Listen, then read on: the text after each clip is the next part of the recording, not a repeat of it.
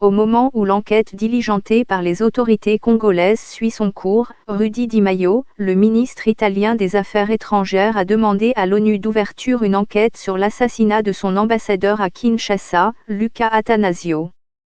Luca Attanasio, l'ambassadeur d'Italie en RDC, a été tué lundi dans l'est du pays en même temps que Vittorio Iacovacci, son garde du corps de la police militaire italienne, et Mustapha Milambo, un chauffeur congolais, lors d'un voyage organisé par le Programme alimentaire mondial, PAM, des Nations Unies pour visiter un projet scolaire dans un village.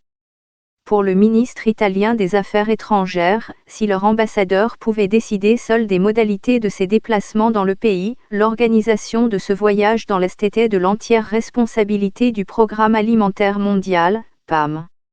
Nous avons donc officiellement demandé au Programme alimentaire mondial, PAM, et à l'ONU d'ouvrir une enquête afin de clarifier ce qui s'est passé, les raisons des dispositifs de sécurité utilisés et les responsables de ces décisions. Nous avons également expliqué que nous attendions dans un délai très court des réponses claires et exhaustives, affirme Rudy Di Maio.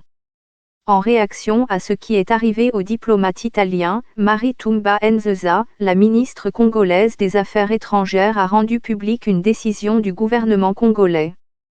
Tous les diplomates présents sur le territoire national sont désormais obligés de signaler tout déplacement à l'intérieur du pays auprès du gouvernement, annonce TL. Ceci permettra au gouvernement, en cas d'éventuel déplacement, de renforcer la sécurité des diplomates concernés dans les zones dites rouges.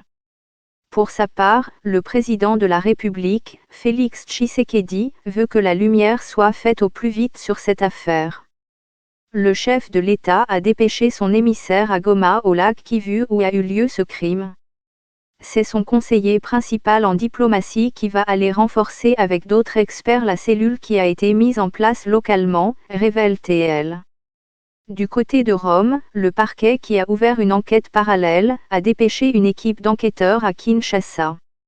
Des funérailles nationales sont organisées jeudi à Rome pour le défunt ambassadeur italien tué lundi en République démocratique du Congo. Le nouveau Premier ministre italien, Mario Draghi, les présidents du Sénat et de la Chambre des députés, ainsi que quelques ministres et les familles des défunts ont porté le deuil lors du service funèbre présidé par le cardinal Angelo de Donati à l'église Santa Maria degli Angeli. Le gouvernement congolais accuse un groupe rebelle hutu-rwandais, les FDLR.